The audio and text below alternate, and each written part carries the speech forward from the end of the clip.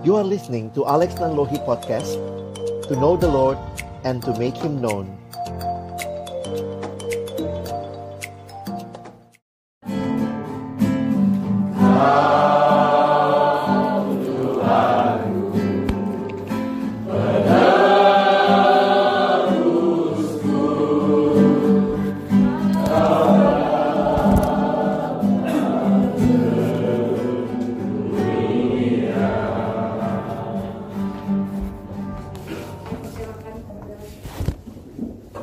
Mari kita berdoa sebelum membaca merenungkan firman Tuhan.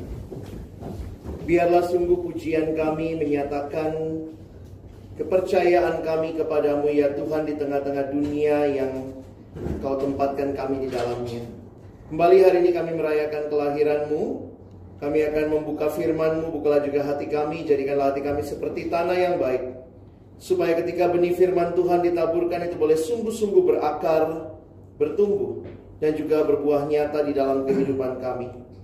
Berkati hamba-Mu yang menyampaikan dan setiap kami yang mendengarkan. Tuhan, tolonglah kami semua, agar kami bukan hanya menjadi pendengar-pendengar firman yang setia, tapi mampukan dengan kuasa dari Roh-Mu yang kudus, kami dimampukan menjadi pelaku-pelaku firman-Mu di dalam hidup kami. Bersabdalah ya Tuhan, kami umat-Mu sedia mendengarnya. Dalam satu nama yang kudus, nama yang berkuasa, nama Tuhan kami Yesus Kristus, kami menyerahkan pemberitaan firman-Mu. Amin. Silakan duduk. Shalom. Selamat siang, sore, saudara.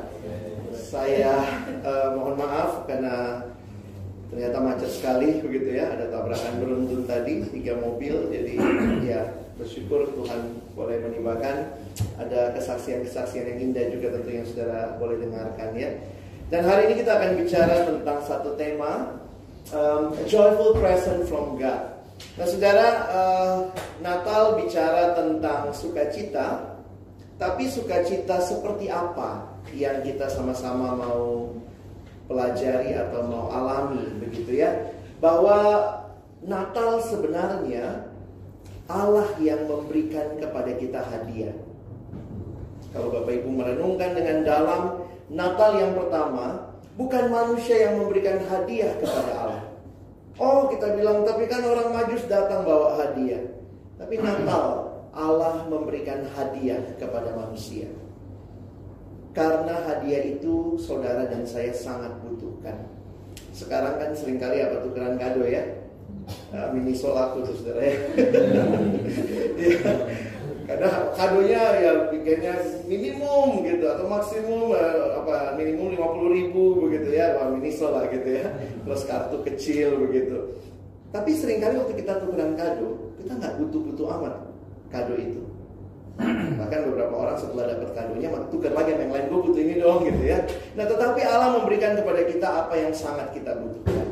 Nah saudara, saya ingin aja kita lihat beberapa ayat. Yang pertama mari kita lihat dulu di dalam Kolose pasal yang ketiga, kita lihat ayat yang ke-15 ya. Mari kita baca ayat ini bersama-sama. 1, 2, ya. Hendaklah damai sejahtera Kristus memerintah dalam hatimu, karena untuk itulah kamu dipanggil menjadi satu tubuh dan bersyukurlah.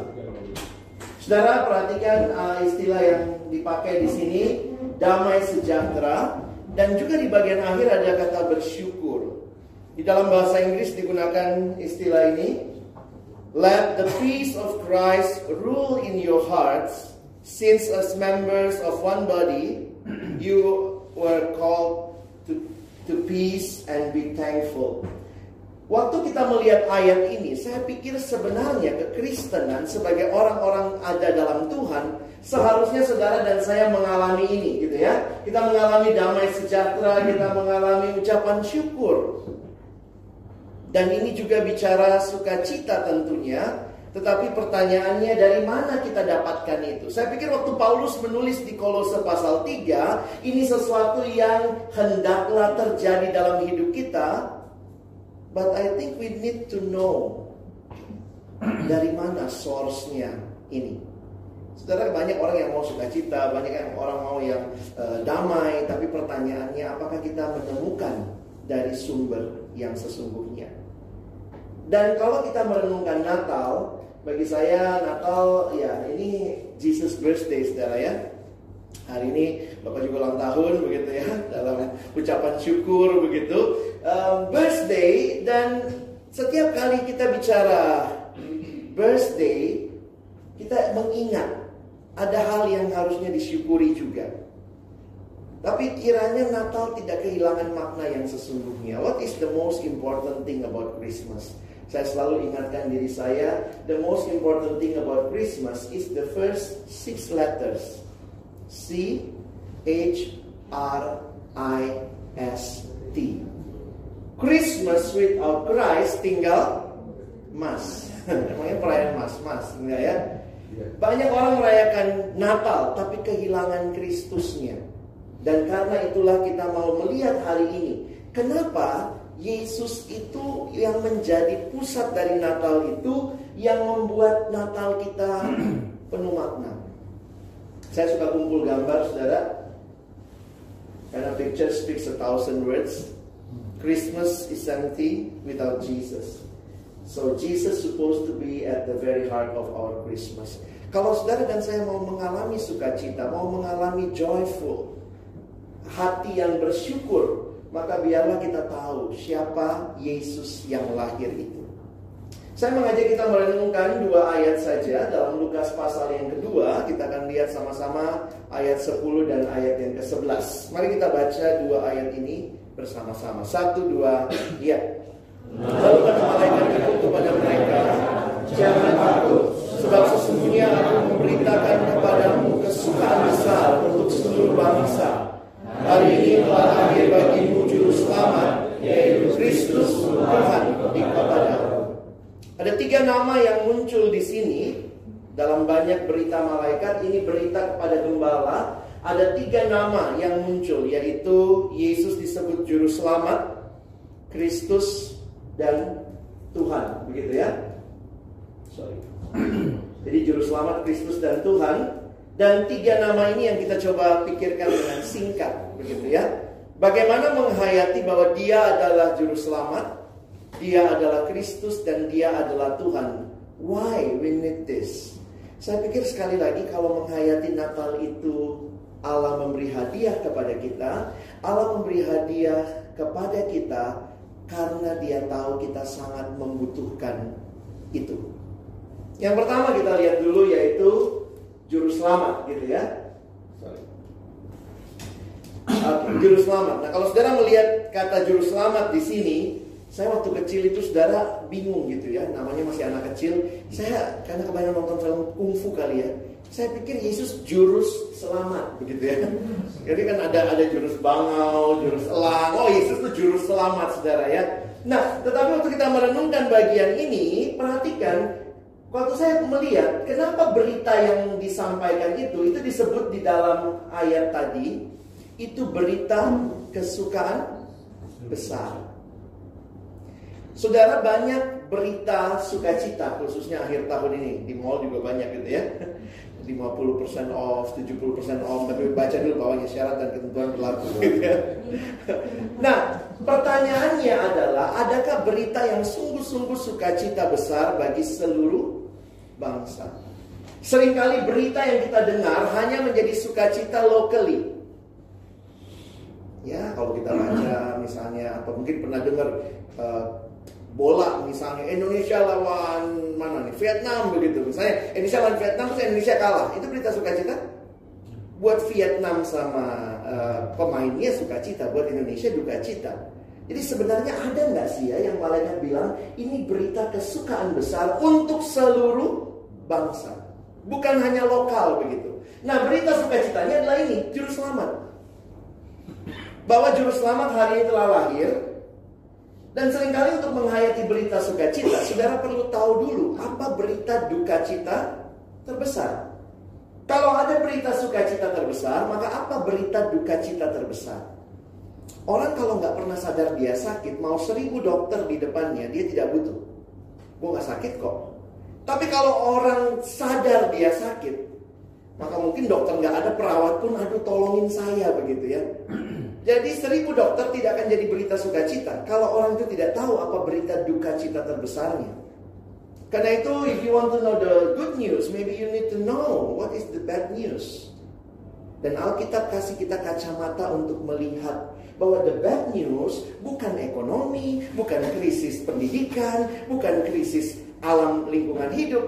Alkitab mengatakan semua manusia berdosa.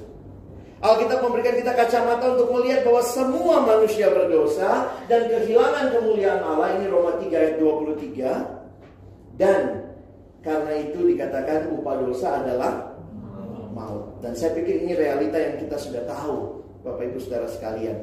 Jadi kenapa Yesus itu jadi berita sukacita besar bagi seluruh bangsa?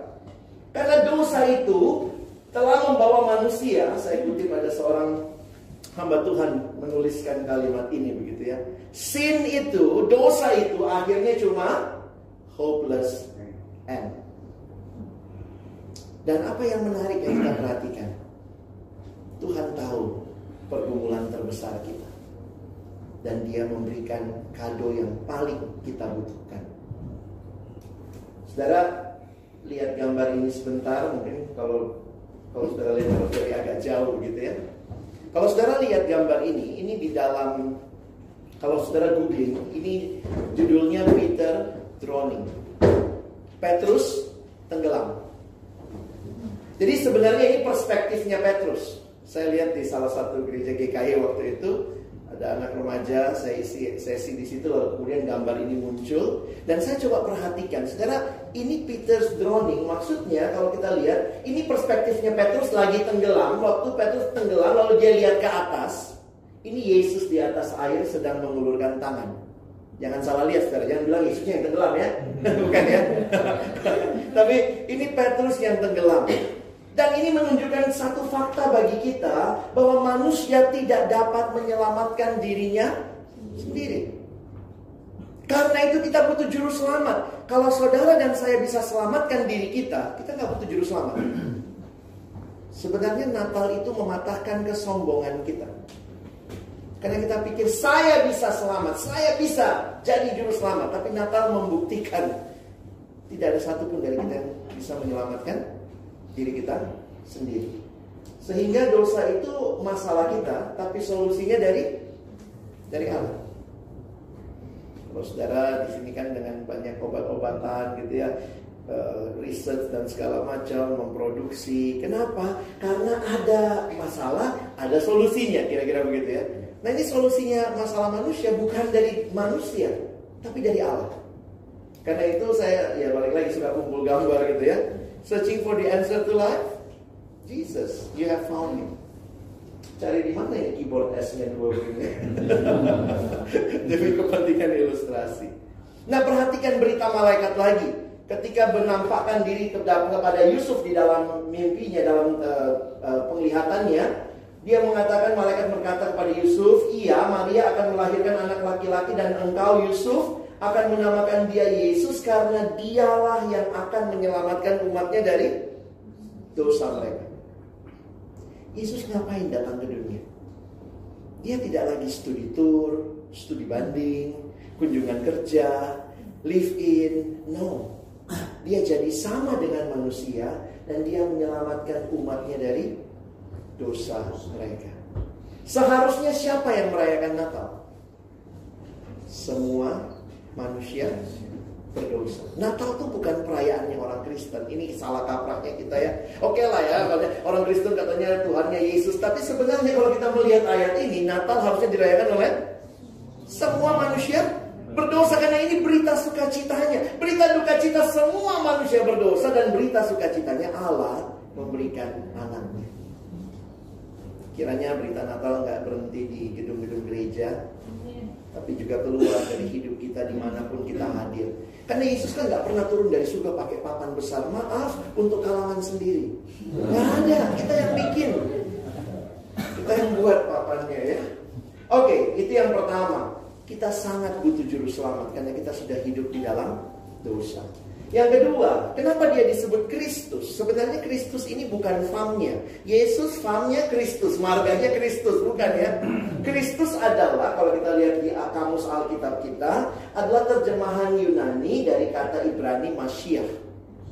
Kalau orang Arab bilangnya Al-Masih. Jadi sebenarnya kalau ngomongnya Isa Al-Masih, sebenarnya ngomongnya juga Yesus Kristus gitu ya. Dan mengaku itu Al-Masih ya. Al-Masih atau Mesias artinya yang diurapi oleh Tuhan. Yesus disebut Kristus karena dialah yang dipilih Allah menjadi penyelamat dan Tuhan. Akhirnya Kristus juga menjadi nama diri. Memang akhirnya kayak melekat gitu ya. Kayak famnya, kayak marganya.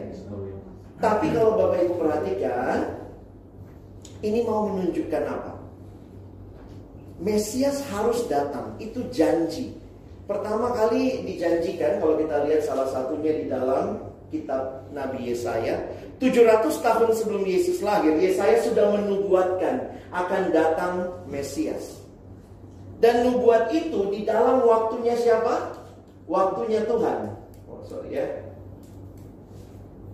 Galatia 4 mengatakan, tetapi setelah genap waktunya, maka Allah mengutus anaknya yang lahir dari seorang perempuan dan takluk kepada hukum Taurat. Ia diutus untuk menebus mereka yang takluk kepada hukum Taurat, supaya kita diterima menjadi anak. Bapak Ibu Saudara, perhatikan sebentar, kenapa manusia butuh penyelamat? Sebenarnya kalau kita lihat kondisinya, orang Yahudi secara khusus, mereka sudah kehilangan pengharapan. Saya pikir menunggu 700 tahun itu cukup lama ya. Tapi sebenarnya jauh lebih lama.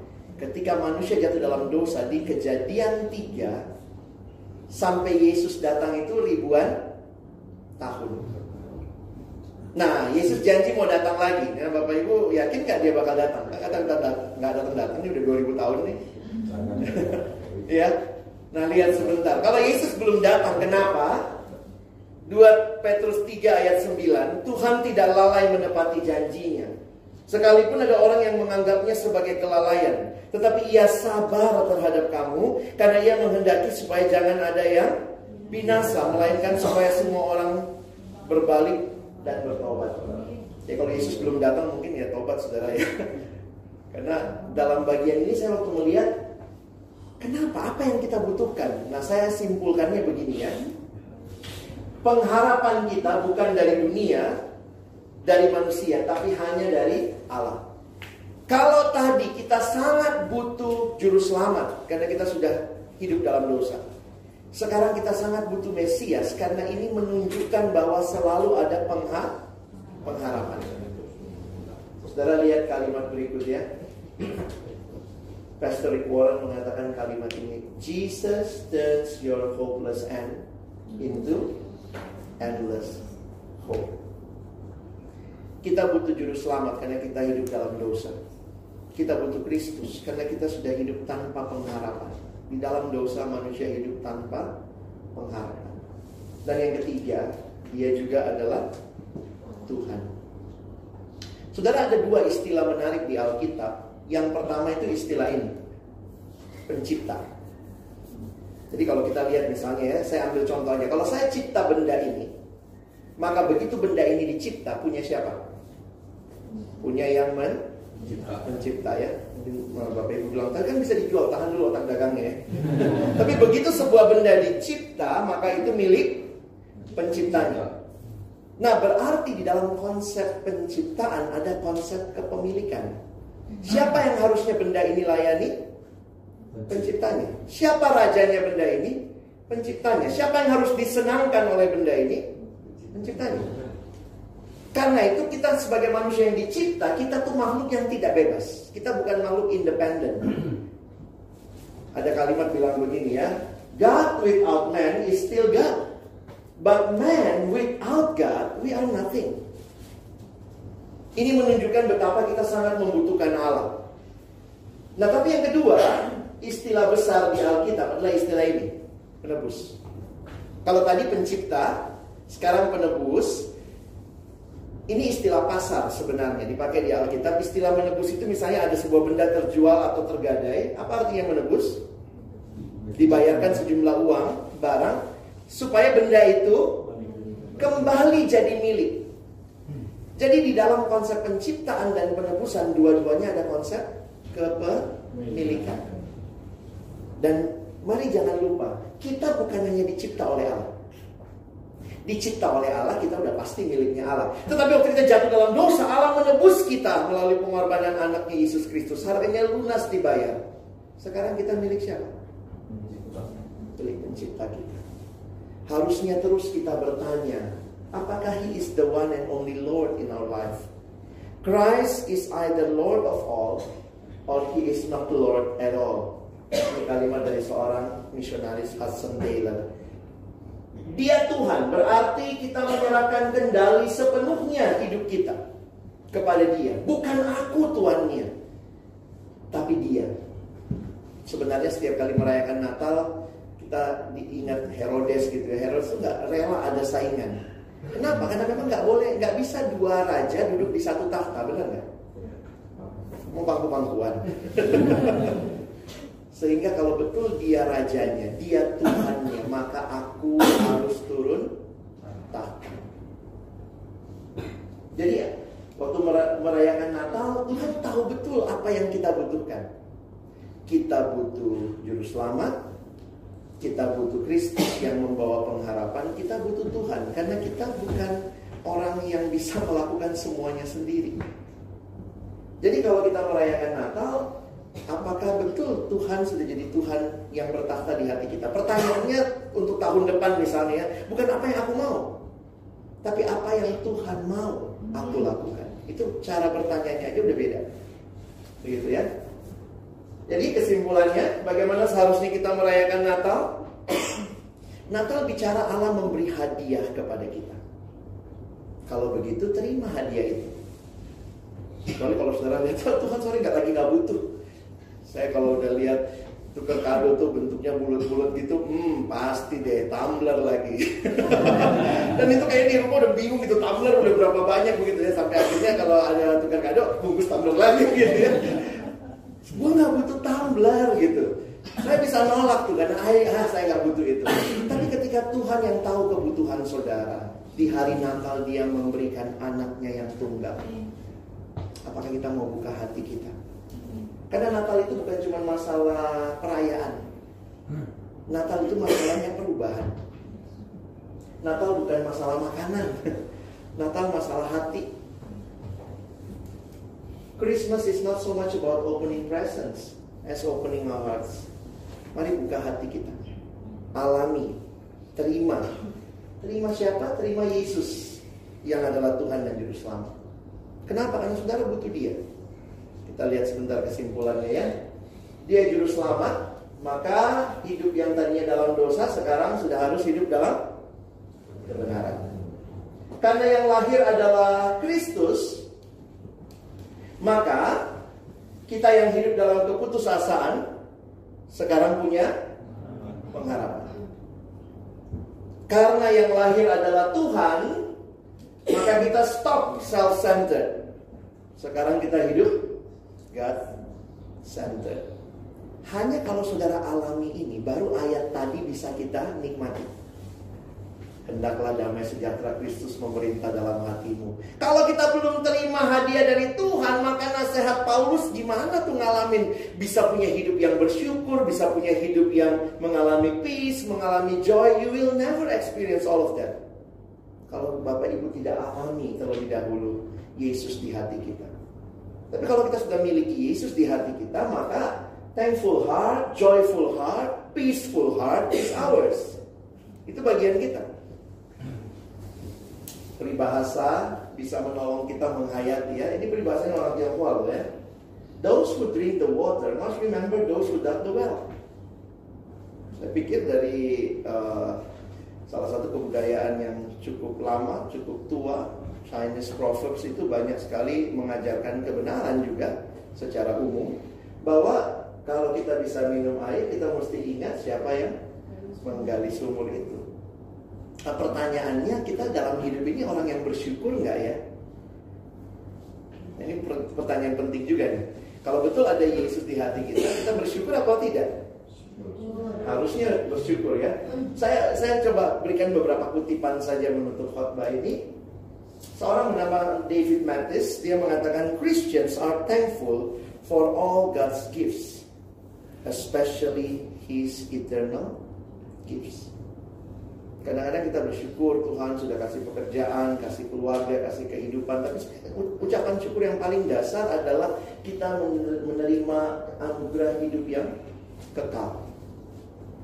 Apa manfaatnya mengucap syukur? Ini bagi Bapak Ibu yang mungkin masih susah bersyukur ya, atau masih ini pelajaran seumur hidup soalnya.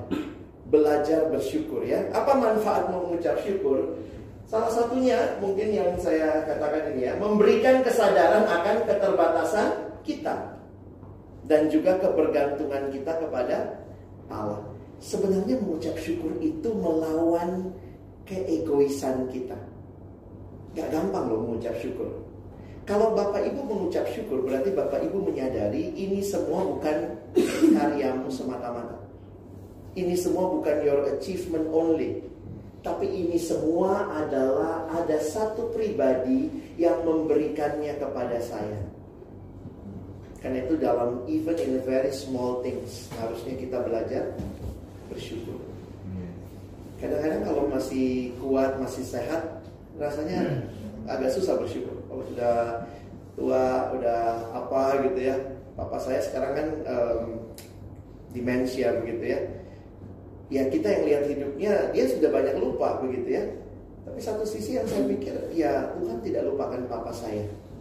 Dan itu ucapan syukur saya yang terbesar melalui peristiwa yang terjadi dalam keluarga begitu. Kadang-kadang sulit ya, apa mau disyukuri gitu.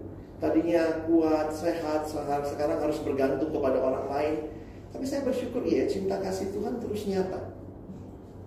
Nah buat kita yang masih punya kesehatan gitu ya, masih bisa merayakan anugerah Tuhan hari demi hari, kita bisa punya pekerjaan, punya keluarga, punya kehidupan. Apakah kita juga bersyukur kepada Tuhan? Buku ini dia bilang begini ya, gratitude is a loving and thankful response toward God for His presence with us and within this world. Salah satu kata yang menjadi kunci waktu merayakan Natal adalah kata Immanuel. Immanuel itu apa? God with us. Kalau God with us, then we always have a reason to be thankful for. Kita pasti bisa bersyukur. Kenapa? Karena Tuhan hadir dalam hidup kita. Nah, ini yang menarik nih ya, di kalimatnya begini nih. Though blessings can move us into gratitude, it is not at the root of a thankful heart. Saya kaget juga waktu baca pertama kali ya. Kita bisa bersyukur, salah satunya pendorongnya adalah karena berkat Tuhan. Tapi dia bilang bukan cuma itu. Delight in God and His goodwill is the heartbeat of thankfulness. Maksudnya apa? Nah, saya makin ngerti waktu punya pengalaman dengan teman saya. Kadang-kadang memang kita tuh lebih suka berkat Tuhan ketimbang Tuhannya. Benar nggak? Teman saya punya anak masih kecil. Waktu masih kecil, sekarang anaknya udah SMP. Waktu masih balita tuh anaknya tuh anak laki lah ya. Papanya kemana? Pak jangan lupa oleh-oleh. Nah anak kecil kan sukanya mainan ya. Dia bukan, anaknya ini unik. Bukan suka mobil-mobilan. Kalau cowok pistol-pistolan. Bukan pesawat terbang. Senangnya kereta api. Karena mungkin tinggal dekat rel kereta ya. Jadi setiap kali papanya pergi, lalu dia kalau telepon, papanya telepon, halo nak, kangen papa cepet pulang papa, jangan lupa beli kereta api gitu ya, kereta api. Jadi kalau papanya pulang dia langsung lari, oh papa, dia sambut papanya, dia peluk, papa mana? Kereta api. Begitu papanya kasih kereta api, anaknya pergi main ya. Mungkin papanya baru pulang masih mau peluk-peluk, mau cium gitu ya, tapi begitu dapat kereta api lupa. Jadi sebenarnya anaknya kangen papanya pakai kereta api. Kadang-kadang kita ini kangennya kereta apinya sih ya. Nah sehingga sebaliknya, ketika Tuhan misalnya tidak kasih kita kereta api, apa yang kita bilang? Jahat kau Tuhan sama aku. Kita sebenarnya bukan cinta Tuhannya, kita cinta berkatnya. Dan dalam hidup tidak semua hal sesuai yang kita mau. Kadang-kadang Tuhan tidak kasih berkat seperti yang kita mau. Tapi apakah itu Tuhan jahat? Tidak. Saya pikir dalam beberapa hal Tuhan tahan berkat itu. Karena kalau kita dapat berkat itu, bisa jadi kita lebih jahat. Jadi Bapak Ibu bersyukur ya. Jangan mau semua punya orang gitu. Itu enak banget punya rumah ini, punya. Kalau semua itu Bapak Ibu punya, apakah kita punya hati yang tetap sama begitu ya? Nah ini karena itu kalimat ini jadi menarik. Saya baru dapat beberapa minggu yang lalu. A thankful heart is not the result of what you have, but who you worship. Kalau saudara menyembah Allah yang baik, dan Allah itu selalu baik. Allah itu bukan berubah-ubah. Jangan berpikir Allah itu kayak teman kita, kayak suami istri kita, hari ini baik, besok jahat gitu ya. Kan kadang-kadang bisa gitu ya, berubah-ubah. Allah itu selalu baik. Dan kalau kita percaya itu, maka walaupun kita tidak dapat berkatnya, kita bisa berkata, Tuhan kau tetap baik. Saya pimpin beberapa kali diundang ngisi kebaktian persiapan ujian nasional. Ini kalau mau ujian nasional aja kebaktian ya. Ujian nasional ini mau dihapus, puji Tuhan, nggak tahu berarti nggak ada tuh kebaktiannya ya. Jadi diundang kebaktian persiapan ujian nasional. Terus kemudian saya tanya sama anak SMA nih ya. Saya bilang, kalau kalian lulus ujian nasional, Tuhan baik, baik. Kalau kalian tidak lulus ujian nasional, Tuhan baik. Tuhan itu jadi baik atau jadi nggak baik karena pengalaman kita baik dan nggak baik, atau dia tetap baik meskipun kita punya pengalaman yang belum kita bilang ini nggak baik Tuhan, tapi saya tetap yakin dalam kebaikanmu kau izinkan ini terjadi. Kalau Bapak Ibu sembuh, Tuhan baik, baik. Kalau belum sembuh, Tuhan baik, baik sih Pak, ya mau gimana ya? Banyak orang Kristen ternyata tidak sungguh-sungguh cari Tuhan. Kita cari berkat Tuhan loh. Ini kalau ada KPK surgawi ketangkap juga kita kan. Penjilat gitu ya. Saya bilang sama anak-anak kuliahan gitu ya. Saya bilang, kan di kampus-kampus ada kebaktian tuh ya. Itu kalau mau ujian minggu depan ya, kebaktiannya penuh. Nyogok Tuhan. Tuhan boleh datang kebaktian berkati gue ya. Misalnya gitu ya. Kalau lagi biasa-biasa gak ada ujian, sepi. Saya pikir kalau begini cara kita beribadah, maka kita hanya akan bersyukur kalau ada berkat Tuhan. Tapi kalau kita tahu kita bersyukur karena Dia Allah kita, maka apapun pengalaman hidup kita, mari kita terus bersyukur karena Dia baik.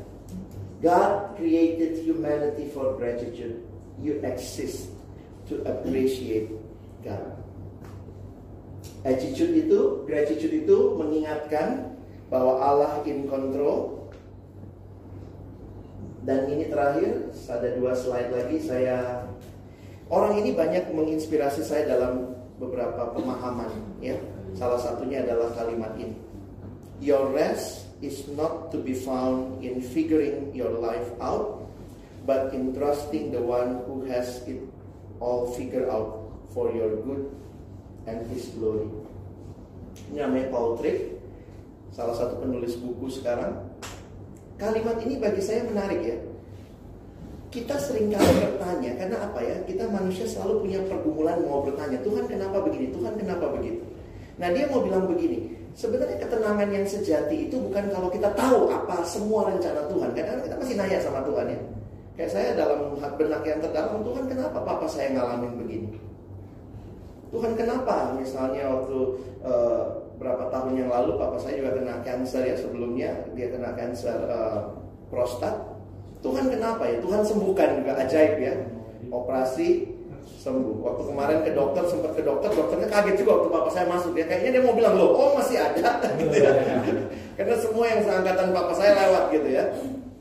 Tapi waktu saya melihat banyak pertanyaan kita Tuhan tidak jawab sekarang. Bahkan mungkin sampai kita mati Tuhan tidak jawab. Tapi ketika kita hidup, what is our rest? Rest kita adalah kita percaya bahwa Dia Allah kita yang baik. Saya simpulkannya begini. Tuhan tidak janji memberikan penjelasan tuntas atas semua masalah hidup kita. Dengar kalimat saya baik-baik. Tuhan tidak pernah berjanji di Alkitab memberikan penjelasan tuntas atas semua pergumulan hidup. Saya sudah cari ayatnya bolak-balik, nggak ada ayat bahwa Tuhan janji ada penjelasan tuntas kenapa ini terjadi, kenapa itu terjadi. Kadang-kadang kita yang sok jadi Tuhan. Oh bersyukur ya saya, kenapa begini-begini. Oh pantas Tuhan mau begini ya. Kita yang connecting the dots somehow. Kadang Tuhan kasih penjelasan, kadang Tuhan gak kasih penjelasan. It's still a mystery. Tapi hal yang Tuhan janji apa? Tuhan janji Dia menyertai kita. Jadi kalau begitu, Jangan nuntut yang Tuhan gak janji. Tuhan kasih penjelasan kenapa nih? Kesannya gini, kalau saya dapat penjelasan maka saya akan bilang oke Tuhan. Oh pantas ya. Oh ya oke deh. Oh pantas istri saya kanker, suami saya kanker. Oh pantas. Kalau saya dikasih penjelasan baru saya oke. Tapi somehow Tuhan belum tentu kasih penjelasan. Tapi yang diberikan apa? Penyertaan. Itu yang saudara dan saya minta. Saya jujur harus katakan sulit kita bersyukur untuk hal-hal yang sulit. Ada yang meninggal, mau syukuri apa? Syukur meninggal, sudah lama didoain mati loh gitu. Kadang-kadang orang Kristen suka agak ekstrim gitu ya. Dalam segala hal bersyukur, terus apa yang terjadi? Bersyukur. Apa yang mau disyukuri? Ini Alkitab ada kitab ratapan. Itu menunjukkan bahwa kita tidak boleh mengesampingkan emosi kita. Kalau sedih ya sedih saudara. Tapi apa yang Tuhan janji? Dalam kesedihanmu aku ada. Karena itu slide terakhir ini, life is a beautiful mystery. Selalu ada alasan bagi umat Allah untuk bersyukur karena di tengah segala perubahan yang terjadi, ada Allah yang tidak berubah dan yang selalu hadir buat kita. Itulah Natal, Immanuel. Kita punya Allah yang selalu hadir. Meskipun kita sulit mengerti kenapa ini terjadi, tapi dalam situasi itu pun ada ketenangan. Karena Allah bilang, I still God in control. Saya tutup dengan pengalaman tahun lalu. Salah satu khotbah paling sulit bagi saya tahun lalu adalah khotbah Natal tanggal 1 Desember. Kenapa sulit? Bukan karena saya tidak tahu ayatnya. Sulitnya karena tempat di mana saya berkhotbah.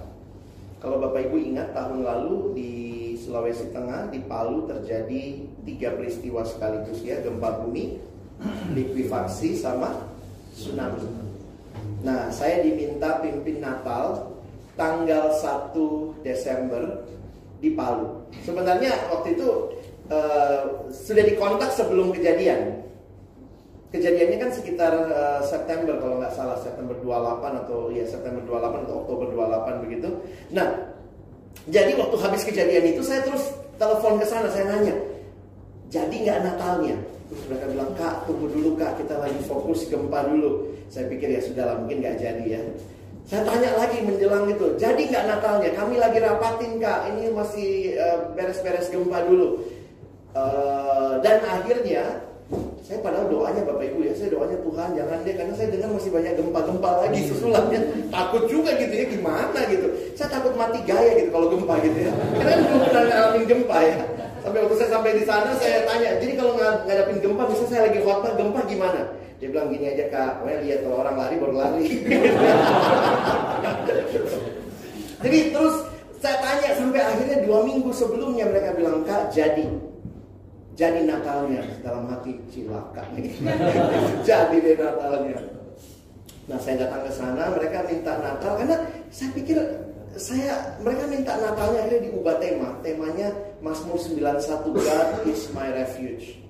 Allah itu tempat perlindunganku. Aduh saya udah bergumul gitu ya.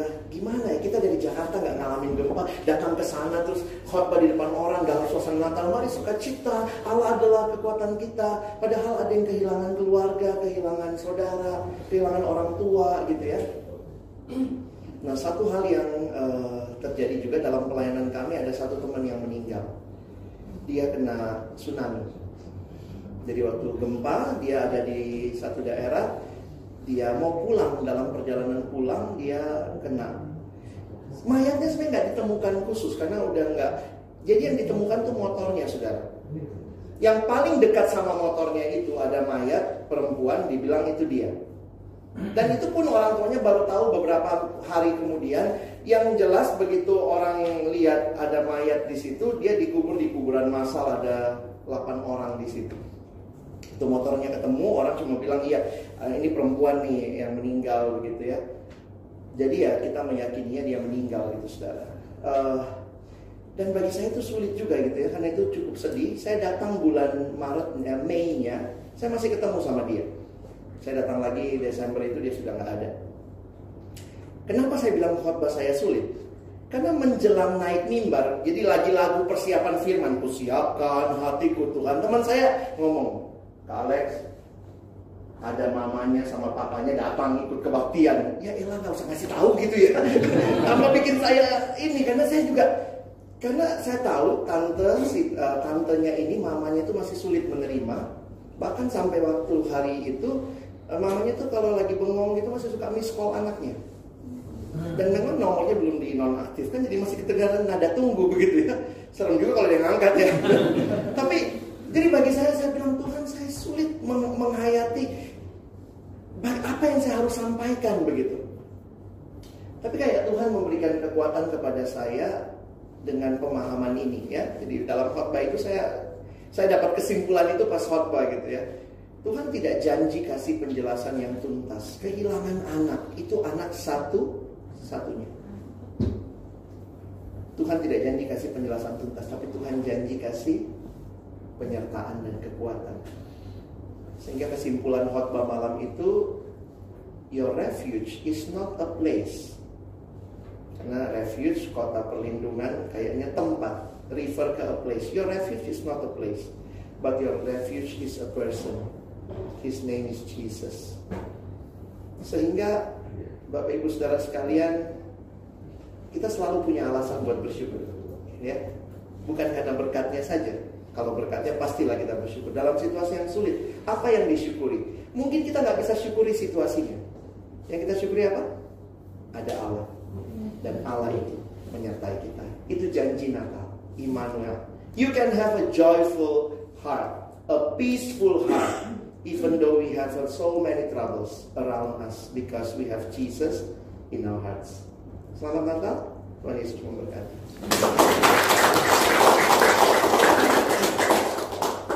Tuhan, terima kasih buat firman-Mu. Secara khusus hari ini kami bersama-sama merayakan kelahiran-Mu. Terima kasih juga untuk anak-Mu di tempat ini yang juga boleh berulang tahun. Tuhan tambahkan umur kepada Om. Ini juga anugerah Tuhan yang luar biasa. Biarlah senantiasa berkarya bagi kemuliaan Tuhan, menolong banyak orang. Dan secara khusus juga selalu punya alasan dalam situasi apapun untuk bersyukur. Karena ada Tuhan, dan Tuhan hadir senantiasa menyertai. Demikian dengan setiap kami Tuhan. Hidup kami penuh pergumulan. Mungkin ada yang sedang bergumul dengan pergumulan ekonomi, pergumulan kesehatan di keluarga, pergumulan rumah tangga, masalah relasi, konflik.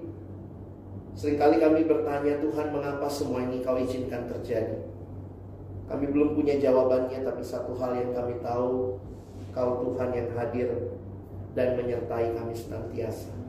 Itulah Natal yang sesungguhnya. Natal bukan hanya kami rayakan, kami tukar kado selesai, tapi Natal pertama-tama kami buka hati, terima kado dari Tuhan. Terima Yesus dalam hidup kami. Terima kasih Kau Juru Selamat, kami boleh melepas dari dosa. Sekarang kami boleh hidup dalam kebenaran. Terima kasih Kau Kristus, kami yang hilang pengharapan, kami sekarang punya pengharapan yang baru di dalam. Kami yang tadinya sangat berpusat pada diri kami, karena Engkau Tuhan yang lahir, kami mau memuliakan Engkau seumur hidup kami.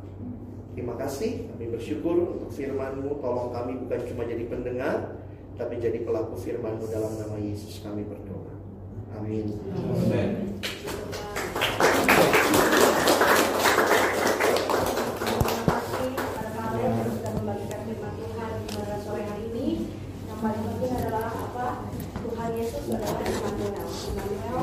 Tuhan beserta kita. Jadi dalam keadaan apapun, dalam keadaan sengsara, kelemahan, sukacita, Tuhan itu selalu beserta dengan kita. Tuhan itu selalu supaya kita tetap kuat dalam menjalani kehidupan kita sampai Tuhan Yesus menjemput kita kembali.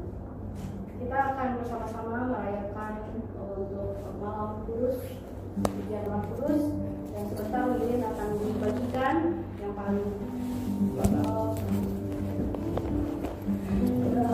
ini sebentar dibagikan. Nanti Bu Sri boleh di depan, Bu. Ini aja Bu, nggak usah duduk di depan. Ya,